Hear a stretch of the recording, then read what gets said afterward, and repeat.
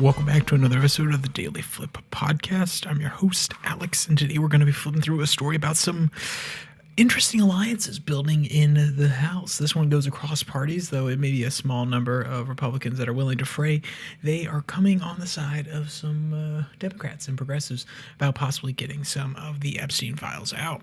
So, we'll also go through our daily debate, which we'll tackle here in a second, and we'll end with all the normal stuff. So, with that, let's actually get into that daily debate. Is Trump in a heap of trouble? We've seen even more articles, New York Times on Friday, Wall Street Journal, I believe, coming out today earlier. Is he in a heap of trouble, especially with this weird coalition that's building with Thomas Massie and the Democrats in the House? Tell me what you want to think, what you think. Now, let's actually jump into the article. Headline reads, Strange Bedfellows, Bizarre Union in Congress Threatens to Force Trump into a Corner. The author is Alexander Willis, and it's coming from Raw Story, where we're getting it. So, for those who have been paying attention, I haven't really covered the Epstein stuff too much.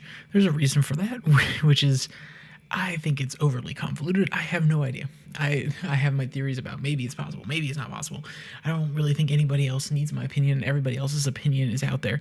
But that doesn't mean we can't cover the knock-on effects of it, which really raise questions about the strength of the MAGA alliance, the Trump alliance.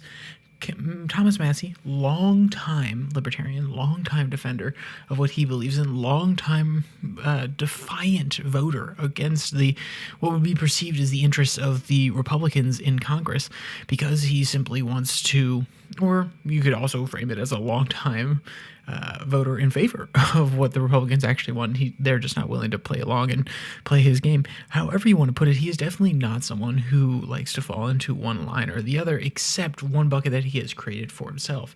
And now you're starting to see some interesting cross Congress alliances that he's trying to build, and whether or not it will pan out for him in the midterms or in his next run is another conversation. But with that, let's actually get into the headlines part of this, which is a quote coming, which once again, didn't see this one coming anytime soon, except maybe on public accountability, maybe on term limits.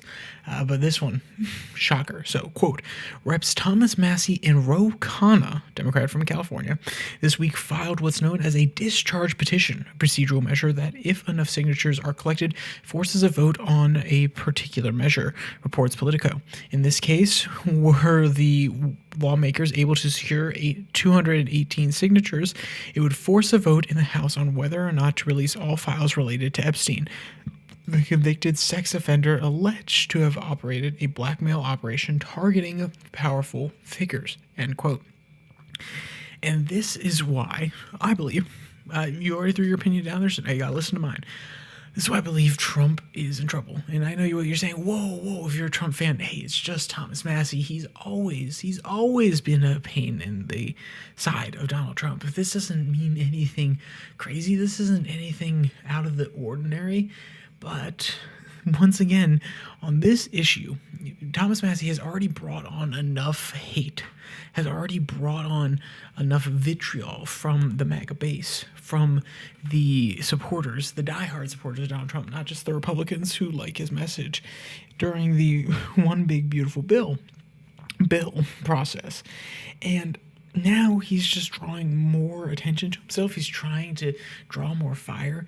You don't do that when you've already been in the spotlight, when you're trying to calm down, when you're trying to go into this midterm election, unless you are a firebrand, which, don't get me wrong, Thomas Massie is, but also because this speaks to the base in a way that Donald Trump going out and yelling at you and saying that they're going to pull funding, that they're going to primary you.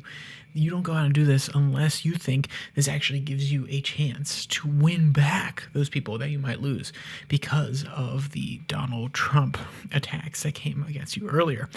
It's relatively politically savvy, in my opinion, from Massie, though, of course, the MAGA base is not his entire constituency.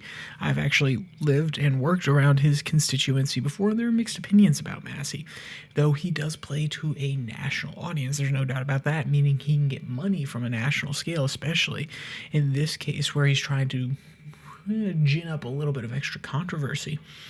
You don't make these sort of moves unless you see it panning out in your favor. And obviously he and his team do. Or you could make an argument that he's following along his principled lines like he does with the budget. I think that would be fair enough, though, of course, he is not just a practical man. He is a politician who's been there long enough to know how to play the game. And my cynical side says there's a little bit more to it than just his principle. But what does this actually mean?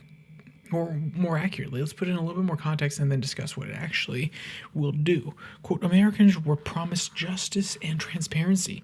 We're introducing a discharge petition to force a vote in the House of Representatives on releasing the complete files, Massie said. If your representative wouldn't sign the discharge petition, ask why. The petition so far has seen even more unlikely companions come together in a show of bipartisanship. And here's the next kicker. Quote, Republican Reps Lauren Boebert of Colorado, Marjorie Taylor Greene of Georgia signed the petition, as well as Democratic Reps Alexandria Ocasio-Cortez of New York and Rashida Tlaib of Michigan. If that is not the weirdest coalition of Democrats trying to one-up Trump, trying to get underneath his skin, trying to basically cripple his alliance, because whether or not you think that that is an accurate summation, I promise you the Democrats, along with the fact that they want Epstein truth, even though they didn't say anything about it during Biden's term, they're definitely looking at this as a fracture point within the MAGA movement. And you can even see that with people like Boebert and Marjorie Taylor Greene and Massie, who all claim to be MAGA to some degree, or a different shade of MAGA, coming out and saying, hey, sorry, Donald, but we are going to make sure that this information gets out there. It is fascinating. It's fascinating because I work in the metro area. I'm not saying I work with any politicos. I'm not saying I work with anybody in the administration. I work at any newspapers. Not saying that. But even being in the area, this story is so underappreciated. It's talked about in a light way, and they kind of breeze over it, but they never pay it the due time that it's necessary. And it seems that outside Washington, maybe it's just online, which is fair enough. I don't participate online. I have an X account. I have a Twitter account, which you maybe follow the link here. Otherwise, I don't really pay attention to the online world. But it feels like in Washington, this is kind of getting glazed over. There'll be a few little references here or there, a few little jabs towards the people that like Donald Trump, a few jabs from the people that don't like Donald Trump. But at the end of the day, it feels like small potatoes. And with people peeling off left, right, and center in order to actually show a different side of the MAGA coalition here, it's fascinating to me that you don't feel more panic within Washington itself. But how would this actually work out if things were to go forward? Quote, when first filing the petition, Massie said in a statement that every American deserves to know who's implicated in the files related to Epstein, files that the Justice Department last week said would remain under wraps. He also urged Americans to pressure their representatives should they refuse to sign off on the petition. And the petition is mainly targeting these documents that they're saying that they're under wraps. Of course, it could be a really large scope, but I do believe that they don't have, Congress doesn't have any credible evidence that there are other files out there that they could directly point to, which makes it hard to necessarily have a discharge position that properly identifies where this information has come from. Because if you have a discharge position that's so sweeping that says anything related to Jeffrey Epstein, there are millions of files there that may not actually be pertinent to what they want. So it'll be interesting how this one plays out. There's no doubt in my mind that Thomas Massie, Ro Khanna, Alexandria Ocasio-Cortez, Rashida Tlaib, Marjorie Taylor Greene, Lauren Boebert, anybody else that's going to hop on this bandwagon is going to milk it. They're going to go out there and say, hey, we're fighting for what you want. We're fighting for what the average person wants. We're fighting against Trump. However they're going to frame it, they're going to milk it in order to make sure that they get some media attention, that they stay on top of this story, and they make it look like they're fighting for the American people. Are they actually fighting for the American people? I don't know. I don't think that the American people overall put getting the Epstein files out on the top of their list, though they put it somewhere as important, or at least interesting, or at least in the back of their mind somewhere. Sure, fair enough. But is it of import? I don't necessarily know about that one. So we'll see how it all pans out going into the future. If you want to go read this article in its entirety, the link will be in the description below.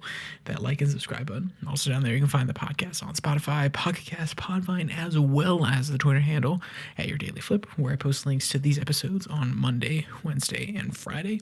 Sorry about this last episode from last Friday. I reposted an episode this morning in order to cover that, so you can at least get your normal amount of content from this channel.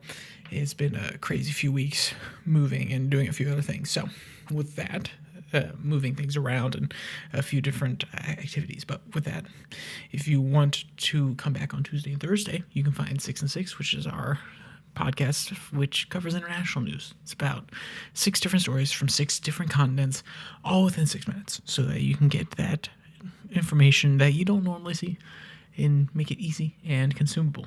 So with that, I'll see you tomorrow for 6 and 6. Remember, there's only one more thing to say. Stay safe.